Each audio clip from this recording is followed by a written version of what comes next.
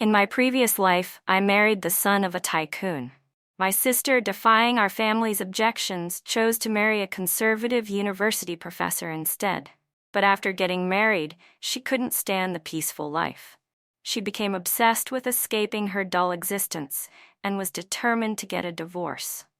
She used every trick in the book, crying, causing a scene, even attempting suicide. But he refused. Rejected and desperate, my sister became a mistress in the dark, drifting from one wealthy man to another. I, on the other hand, became the center of envy. Every time I appeared at high-class parties, dressed in luxury, my sister's resentment grew. Until one day, she completely lost her mind.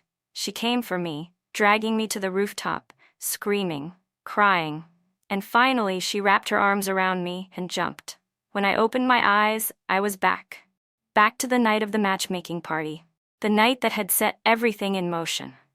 Across the room, my sister stood smiling brightly, her hand wrapped around the arm of a powerful tycoon's son. I smiled too. If she wants to jump into that pit again, then let her. At the moment she clung to his arm, I knew. She had also been reborn. In my past life, our parents had arranged this event to select the best possible husbands for us, men who could elevate our family status. Victoria's goal had always been Ryan Calloway, the only son of the Calloway Empire. But back then, she had been too spoiled, too arrogant. She stubbornly insisted on marrying James Sullivan, the reserved university professor. "Without love, I can't live," she had said. And because I was the younger sister, I was forced to step aside. So I was the one who married the son of a tycoon. But in the end, the result was still the same. Now, in this life, she had chosen the Calloway family from the start. She stood in front of me, smirking arrogantly. I was born to marry the crown prince of the business world. Our parents, delighted with her decision, couldn't stop laughing in satisfaction. But in her blind pursuit of power, Victoria had completely forgotten about James Sullivan. And yet, somehow, fate had led me to notice him first. In the far corner of the ballroom, James Sullivan stood alone. He was completely out of place in this world of luxury and excess. His presence commanded attention, not because of wealth, but because of his natural noble aura. The surrounding guests whispered, gossiping about his background. My parents, obsessed with securing ties with the Calloway family, paid no attention to him. But they had forgotten one thing. James Sullivan was not an ordinary man. He was the eldest son of a 100-year-old business dynasty. And even though he had never stepped into the corporate world, one day he would become the most powerful of them all. This time, I wouldn't let him go. This time, I wouldn't step aside.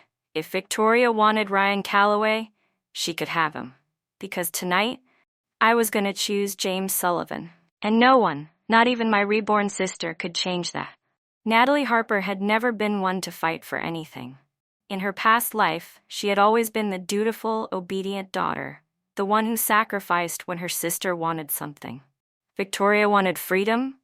Natalie took her place in a loveless marriage. Victoria wanted wealth. Natalie endured Ryan Calloway's cold indifference while her sister chased passion elsewhere. And in the end, Victoria had destroyed them both. But this time, Natalie wasn't stepping aside. Across the ballroom, Victoria Harper clung to Ryan's arm, her smile dazzling, her voice soft and honeyed. She had secured her position next to him, effortlessly charming the guests with well-rehearsed laughter and flirtatious glances. She's smart, Natalie thought. In their past lives, Victoria had been reckless, stubbornly insisting on marrying James Sullivan despite their parents' objections. She had thrown away the Calloway Empire, chasing a so-called love that she had quickly grown tired of. But now she was determined to rewrite her fate. She had abandoned James without hesitation. Natalie almost smiled. Good. Let her have Ryan Calloway. Let her believe that money and status would protect her. Let her think she had won. Because tonight, Natalie was making her own choice. In the farthest corner of the ballroom, James Sullivan stood alone. The golden light from the chandeliers cast sharp shadows across his features, making his presence all the more striking. His posture was rigid but composed, his sharp blue eyes watching the crowd with disinterest.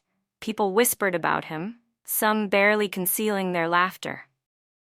A professor? At a business matchmaking event? Doesn't he know his place? He's handsome, but what good is that without power? Natalie's parents hadn't even spared him a glance. But they had forgotten something. James Sullivan wasn't just anyone. He was the eldest son of the Sullivan family, a dynasty that had ruled the pharmaceutical world for over 100 years. He had chosen to walk away from business, dedicating his life to research instead. In their past life, his breakthroughs had revolutionized modern medicine. He had become a legend. And Victoria, she had abandoned him before he ever reached his full potential. She had chosen wealth over genius, and by the time she realized what she had lost, it had been too late. Natalie took a deep breath. Then, with graceful confidence, she stepped toward James Sullivan. Heads turned, conversations hushed. Even James himself seemed momentarily surprised as she approached. When she reached him, she extended a steady, delicate hand.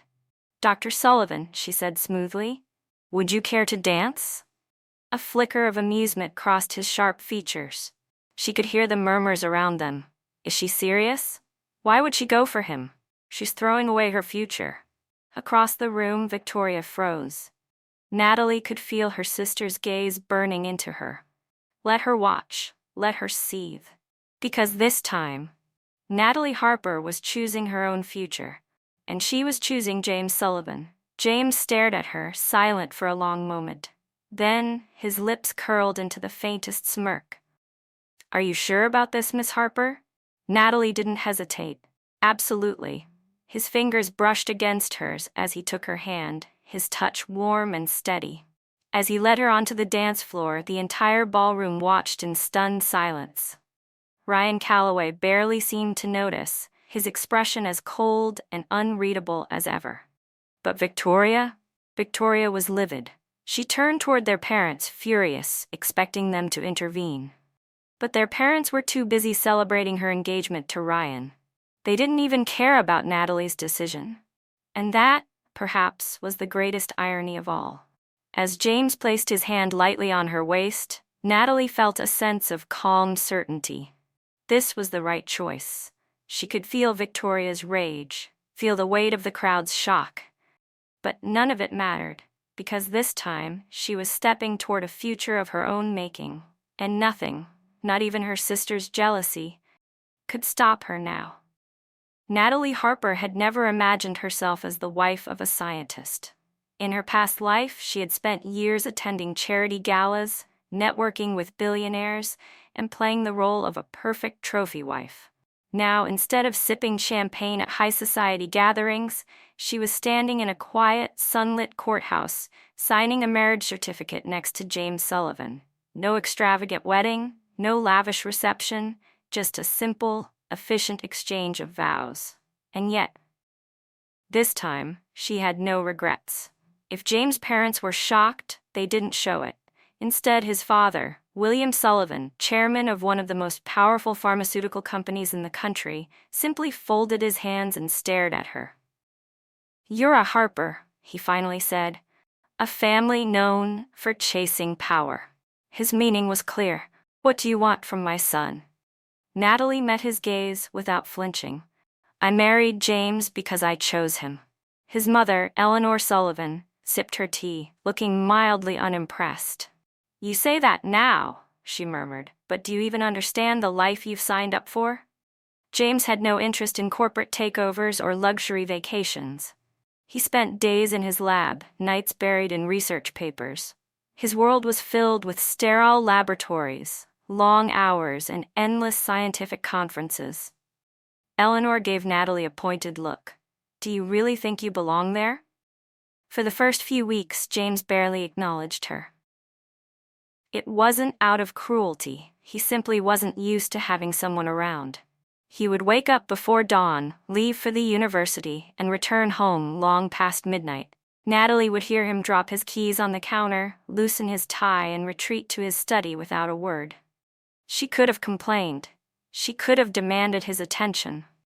Instead, she adapted. The first time James noticed her, it was purely by accident. He had left a stack of research notes on the kitchen counter, dozens of pages filled with complex biochemical formulas. When he returned, half of them had been reorganized, color-coded, and neatly summarized. He frowned, flipping through the pages. "Did you do this?" he asked, glancing at her. Natalie shrugged. "I had some free time." James gave her a long, unreadable look. Then, without another word, he took the notes and walked away. But from that day forward, he started leaving more papers on the counter. At first, Natalie struggled. She had always been intelligent, but science had never been her world. Yet night after night, she sat in his study, flipping through textbooks, reading articles, watching lectures, determined to understand. And James? He started talking to her. Not about their marriage, not about their families, but about his work. And slowly, something shifted between them. She wasn't just his wife. She was his partner, and for the first time, James Sullivan wasn't alone anymore. Natalie had expected disapproval from James' family. She had expected doubt, skepticism, even cold indifference. What she hadn't expected was Victoria's fury. Her sister had always been calculating, always composed. But when she realized that Natalie was happy, truly happy in a marriage she had once mocked, she lost control. It started with small, cutting remarks. "How does it feel to be married to a man who spends more time with bacteria than with you? You could have had private jets and penthouses, Natalie. Instead, you're playing house with a scientist." At first, Natalie ignored her. But Victoria didn't stop. She flaunted her new life at every opportunity. Luxury cars, expensive vacations, exclusive designer collections. At every social event, she made sure to mention Ryan Calloway's name, reminding everyone that she had secured one of the most powerful men in the country. "You could have had all this," she would whisper, a cruel smirk on her lips. "But you threw it away." Natalie just smiled. "And yet, I sleep peacefully at night." If Victoria's mockery was predictable, her parents' demands were even more so. "Natalie, sweetheart," her mother said one evening over tea, her voice dripping with false warmth, "we've given you enough time to settle into your marriage. Now it's time for you to help the family." Her father nodded. "The Sullivan name carries weight in the medical world. Your husband's connections could secure us government contracts, pharmaceutical investments." Natalie set her cup down carefully. "I think you misunderstand," she said, keeping her tone even. Her mother's smile tightened. "What do you mean?" "My husband isn't interested in business," Natalie said. "And even if he were, I wouldn't ask him for favors." The room fell silent. Her father's expression darkened. "After everything we've done for you, you mean after everything you've taken from me?" Natalie cut in smoothly. Her mother gasped. "How can you say that?" Natalie stood. "For once, I'm choosing myself," she said simply. "And neither of you have any control over that." James hadn't said much during the conversation. He had simply watched, observing the way Natalie's parents tried to manipulate her, the way they spoke of her as a tool, not a daughter. When Natalie turned to leave, James stood as well. "If you ever try to pressure my wife again," he said calmly, his voice dangerously quiet, "I will personally make sure the Harper family never sets foot in the pharmaceutical industry again." Natalie's mother paled. Her father's jaw tightened. "You wouldn't dare," he hissed. James smiled, a sharp, unforgiving smile. "Try me." And with that, he placed a protective hand on Natalie's back and let her out. Victoria was waiting outside. She had heard everything. Her eyes burned with rage. "You think you're better than us now?" she snapped. "Just because your husband decided to defend you?" Natalie tilted her head. "No," she said. "I think I'm finally free." Victoria's hands curled into fists, and for the first time Natalie saw it, the fear behind her sister's anger. Because Victoria knew that Natalie had something she could never buy, never fake, never manipulate. A marriage built on respect, a husband who chose her, not her family's status. And the realization of it terrified her. Victoria Harper had always been a woman who got what she wanted. And what she wanted now, more than anything, was to see Natalie fail. She had spent years believing she was the better sister, smarter, more beautiful, more desirable. So why? Why was Natalie thriving in a marriage Victoria had once thrown away? Why wasn't she begging for help like Victoria had expected? Why, after everything, was she still standing? Victoria couldn't accept it. And so she did what she did best. She attacked. Victoria had built her world around money and power. And if she couldn't destroy Natalie directly, she would use the people who could. She flirted shamelessly with powerful businessmen, whispering poison into their ears. James Sullivan is just a researcher. He's nothing compared to real men of power. Natalie doesn't belong in high society. She's playing dress-up with a man who will never be rich enough to keep her happy. She spread rumors that Natalie had married James out of desperation, that she was secretly miserable, that it was only a matter of time before she left him. And then, she planned her final move. A public humiliation. The event was a high-profile charity gala, attended by CEOs, politicians, and the wealthiest families in the country. Victoria arrived stunningly dressed, wearing a custom-made gown that screamed power and money. She smiled as she spotted Natalie and James entering the ballroom. Perfect, she thought. She waited until the room was buzzing with conversation, until the moment was just right.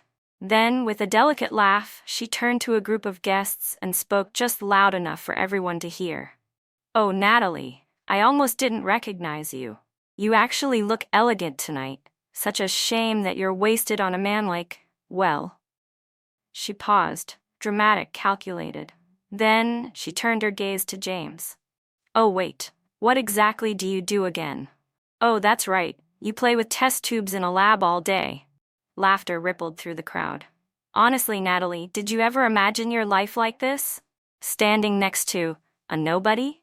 Natalie opened her mouth, ready to lash out, to fight back. But before she could, James spoke first. The room fell silent. He didn't raise his voice, he didn't look angry, he simply smiled. A slow, confident smile. One that made the entire room uneasy. "That's interesting," he said smoothly, "because last I checked." His gaze swept the room. "Half the people in this ballroom rely on my research to keep their billion-dollar pharmaceutical companies running." The murmurs started immediately. Someone coughed awkwardly. Victoria's expression froze. James continued, his voice calm, unbothered. "You see, Mrs. Calloway, money can buy many things." His tone turned colder. "But intelligence isn't one of them." Victoria's smirk vanished. James turned to Natalie, his voice softer now. "And as for my wife?" He smiled at her. "She has more class in her little finger than some people have in their entire fortune." Natalie felt something shift inside her. It wasn't just that he had defended her, it was the way he had done it, with quiet confidence, with unwavering certainty. He had humiliated Victoria without ever raising his voice.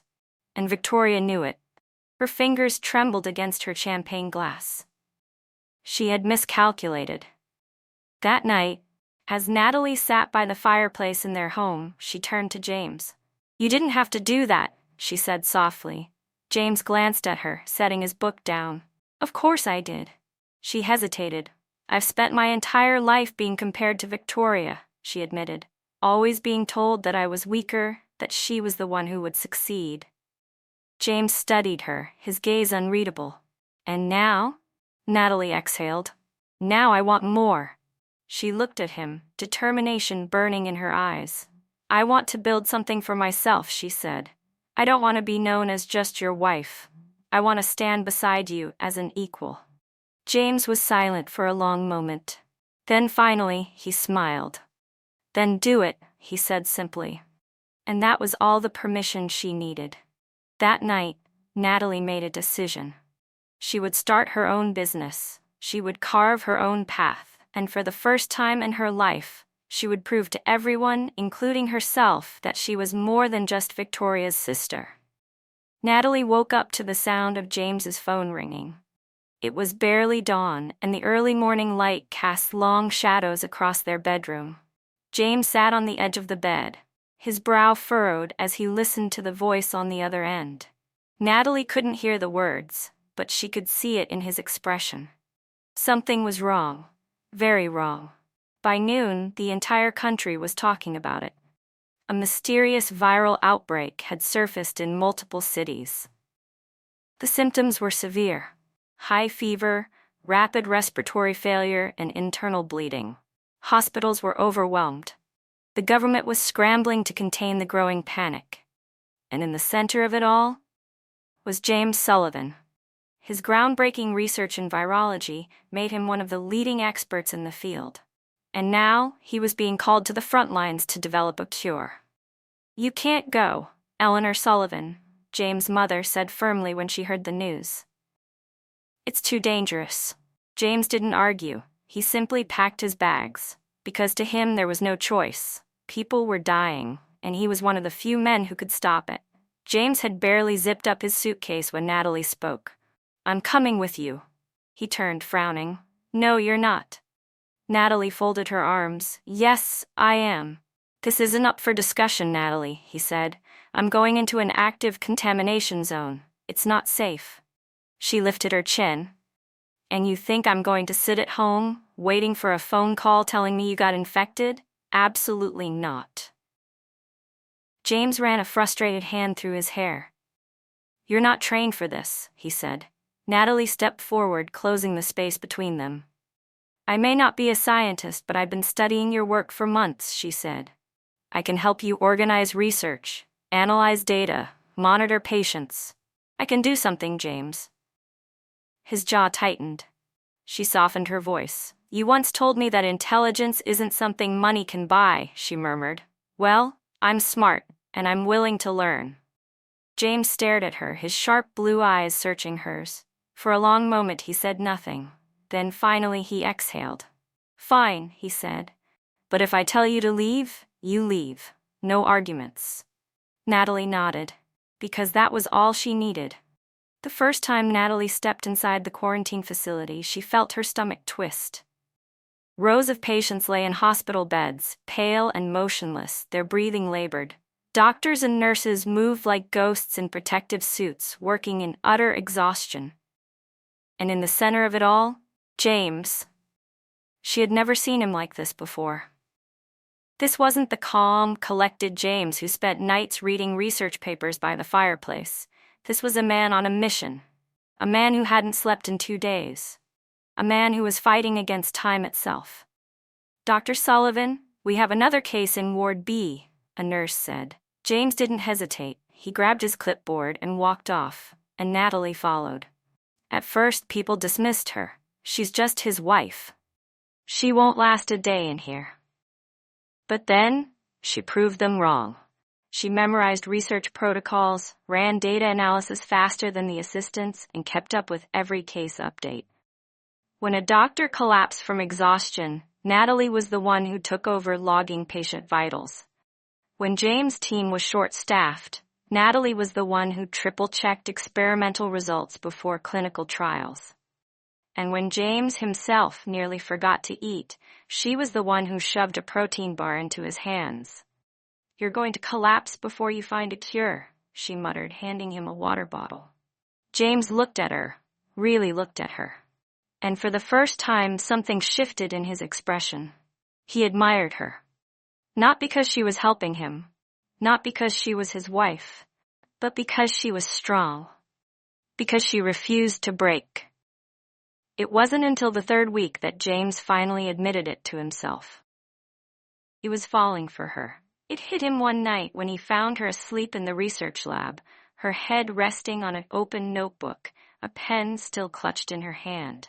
The dim glow of the computer screen cast soft shadows across her face. She looked exhausted, but she also looked beautiful. James hesitated. Then carefully, he reached out, tucking a stray strand of hair behind her ear. She stirred slightly, her lashes fluttering. "James?" she murmured sleepily. He pulled his hand back immediately. Get some rest, Natalie, he said. She gave him a drowsy smile. I will, she whispered. If you do too. And for once, James actually considered it. On the 28th day, James found the breakthrough, a treatment that slowed the progression of the disease. The moment he confirmed the results, relief crashed over him like a tidal wave. He turned to tell Natalie, only to find her already smiling at him. You did it, she whispered. James exhaled sharply, his heart still pounding. No, he said. We did it. Natalie blinked. Then, before she could react, James stepped forward and kissed her. It was soft, unrushed, a quiet acknowledgement of everything she had done, of everything she had become to him. And when he pulled away, he saw it in her eyes. She had been waiting for this too. The world called James Sullivan a hero, the man who led the fight against a deadly epidemic, the scientist who saved thousands of lives. And standing beside him as an equal was Natalie Harper Sullivan. For the first time, she wasn't just someone's wife. She was a woman who had fought, sacrificed, and proved her worth, and the world saw her. Her name was in newspapers. Her contributions were recognized alongside James. She had stepped out of Victoria's shadow and into her own light. At the Sullivan estate, Eleanor Sullivan watched her son and daughter-in-law in silence. The same woman she had once dismissed as a spoiled socialite was now being honored by the medical community. She had seen firsthand how Natalie had worked beside James, refusing to leave even when it was dangerous. And now, as Natalie stood before her, poised and unshaken, Eleanor finally spoke. You are stronger than I thought. It wasn't affectionate. It wasn't warm, but coming from Eleanor Sullivan, it was acceptance. Natalie inclined her head. I always was, Mrs. Sullivan. You just never noticed. And for once, Eleanor had nothing to say. While Natalie rose, Victoria fell. Her carefully built image of success began to crack. She had tied herself to powerful men, whispering in their ears, seducing them with her beauty, manipulating them into giving her wealth and status. But Victoria had forgotten one thing. Men like that don't love. They use, and when she was no longer useful, they discarded her. One evening, Victoria walked to a 5-star hotel suite, expecting a romantic dinner with Ryan Calloway. Instead, she found him waiting with his lawyers. Victoria, darling, Ryan said smoothly, sipping his whiskey. You're becoming a liability. Her breath caught. What? Ryan leaned forward. I know about the offshore accounts, the deals you made behind my back. Her hands shook. You? You said you wouldn't mind. You said. That was when you were useful, Ryan cut in lazily. But now? You're just another woman who thought she could outplay me. He set down his glass. Your bank accounts? Frozen. Your access to my credit cards? Cancelled. Your reputation? Already ruined. He smiled, sharp and ruthless. You have nothing, Victoria. Her vision blurred. Her knees buckled. She had gambled and lost everything. Victoria had no home, no money, no allies. Her so-called friends had vanished overnight. The luxury boutiques that once welcomed her with open arms now turned her away. She was no longer Victoria Harper, the glamorous wife of a billionaire. She was a woman drowning in her own greed. And with nowhere else to go, she ran to the one person she had spent her whole life destroying.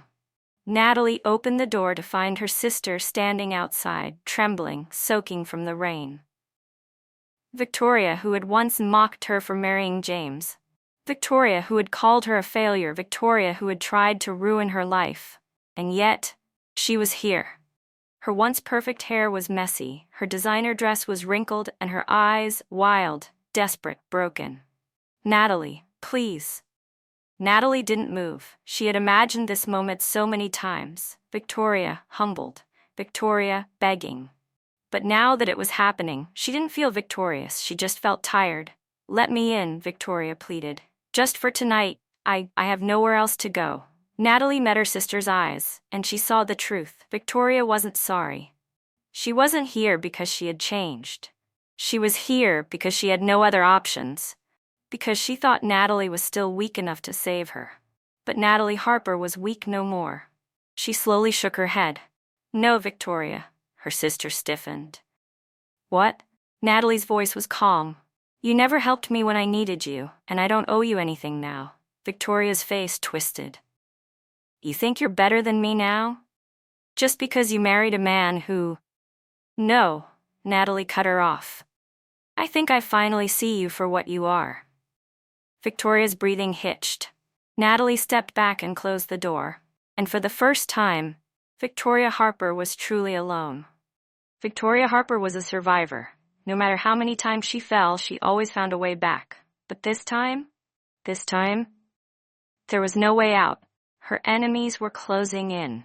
The powerful men she had once manipulated were now looking for her, demanding payment for deals gone wrong. Money she no longer had. She was out of options, out of allies, out of time. And so she did the only thing she could think of. She went to Natalie. Victoria barged into Natalie's office, disheveled and frantic. Natalie didn't look surprised. She simply set down her pen and leaned back in her chair. You shouldn't be here. But Victoria didn't care. You have to help me, she said, her voice shaking. They're coming after me. I need to disappear. Natalie raised an eyebrow. And what do you expect me to do about that? Victoria took a shaky breath. Switch places with me. Silence. Then, Natalie laughed, a slow, disbelieving laugh. You're serious? She said. Victoria grabbed her hand. Please, Natalie, just for a few days. If they think I'm you, I can escape. I'll go somewhere far away. I'll start over. Her grip was tight, desperate. But Natalie didn't flinch. She simply stared at her sister, at the woman who had spent her entire life tearing her down, at the woman who had mocked her, betrayed her, tried to destroy her, and she felt nothing. Slowly, she pulled her hand away. Then, with icy calm, she said, You made your choices, Victoria. Now live with them. Victoria froze. Natalie, please. No, Natalie cut her off. She stood up, her expression stone cold. You spent your whole life thinking you were untouchable, that you could lie, manipulate, and destroy people without consequences. Well, this is your consequence. Victoria staggered back, her face pale with disbelief. You're really going to abandon me? Natalie tilted her head. Abandon you? Victoria, you abandoned me years ago. Victoria shook her head violently. No, I didn't. Yes, you did, Natalie said, her voice quiet but sharp.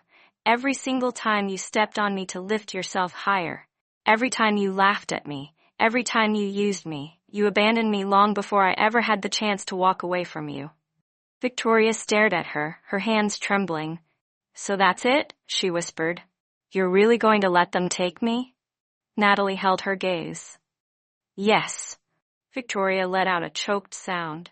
It was over. She had lost. For the first time in her life, Victoria Harper was truly powerless. Footsteps echoed behind them. James Sullivan walked in, his presence commanding as always. He took one glance at Victoria, then turned to Natalie. Is she bothering you? Natalie didn't look away from her sister. Not anymore. James' gaze hardened as he looked at Victoria. Leave, he said flatly. Victoria's eyes widened. Wait, James, please, I said leave, James repeated, his voice colder. And don't come back. Victoria's lip trembled. She turned to Natalie one last time. Please. But Natalie said nothing, and finally Victoria understood. There would be no second chances, no more manipulations, no more saving. So with nothing left, Victoria Harper turned and walked away. And just like that, she was gone. That night, Victoria sat alone in a rundown motel. Her designer clothes were wrinkled, dirty, her bank accounts were empty. She had no home, no allies, no future. And as she stared at her reflection in the mirror, she finally saw it. She had done this to herself. Natalie had won, and Victoria had nothing. Victoria Harper was gone, disappeared from society, forgotten by the world. But Natalie wasn't finished yet. Because while Victoria had lost everything, the people who had enabled her, the ones who had given her power, were still standing. And Natalie was about to change that. For months, Natalie had been quietly gathering information. Every shady deal Victoria had been part of, every bribe, every offshore account. every name on the Calloway family's secret ledger. Victoria had always believed herself untouchable, but like every desperate woman who clung to power, she had left a trail that Natalie followed. She went through old emails, hidden bank transfers, secret business meetings, and one by one, she connected the dots. Victoria wasn't just a gold digger. She was involved in fraud, insider trading, and even money laundering, all under the protection of Ryan Calloway. It was enough to bury them both, but Natalie didn't act yet. She waited. She let them think they were safe, and when the time was right, she struck. The world had almost forgotten Victoria Harper, but they still feared Ryan Calloway. He was the golden boy of the business world, untouchable, untarnished, his name synonymous with power, until one morning, when the headlines dropped. Exclusive, corruption, fraud, and cover-ups, the truth behind the Calloway empire. Former elite socialite, Victoria Harper, at the center of financial scandal. Investigations into Calloway Industries' illegal activities underway. The FBI launched an immediate investigation. Stock prices plummeted overnight. Investors pulled out in a frenzy, and within weeks, the Calloway empire collapsed. Natalie had expected Ryan to fight back, to deny the accusations, to use his connections to cover up the damage. But she had underestimated his selfishness. Because when the investigations turned to Victoria, Ryan Calloway did what men like him always did. He threw her to the wolves. "I had no knowledge of my wife's financial dealings," he told the press. "If she was involved in illegal activities, she acted alone." And just like that, Victoria Harper was blacklisted from society. She was the face of the scandal, the woman who had brought down an empire. The reporters hounded her, the lawsuits buried her, the world mocked her. And slowly, she began to break. The final time Natalie saw Victoria, she was sitting in a psychiatric ward. Her once perfect hair was a tangled mess, her designer clothes replaced with a standard hospital gown. Her hands trembled as she whispered, "I was supposed to win." She didn't recognize Natalie, didn't even seem to understand where she was. And in that moment, Natalie felt nothing. No pity, no triumph, just closure. Victoria Harper had spent her whole life playing a game, and in the end, she had lost. For good. 1 year later, everything had changed. The world no longer spoke of Victoria Harper. The Calloway empire was nothing but a cautionary tale. And Natalie? She had finally stepped into the life she was always meant to have. Natalie sat in her office, reviewing the latest reports for her own company, a biomedical startup she had built from the ground up. It had started as a small project, something to give her independence. Now, it was a leader in medical research, partnering with James's University to develop new treatments and groundbreaking innovations. She was no longer just the wife of a genius. She was his equal, and for the first time, she belonged in this world. That evening, as Natalie stepped into their home, she was greeted by the warm scent of pine and cinnamon. A fire crackled in the fireplace. Snowflakes drifted gently outside the window. And in the center of the room, waiting for her, was James. He took one look at her and smiled. "Long day?" She nodded, letting him pull her into his arms. "A good one." His hand drifted down to her stomach where their child grew, a future neither of them had ever imagined before. His touch was gentle, protective. Natalie leaned into him, resting her head against his chest, listening to the steady beat of his heart. Outside, the world was quiet.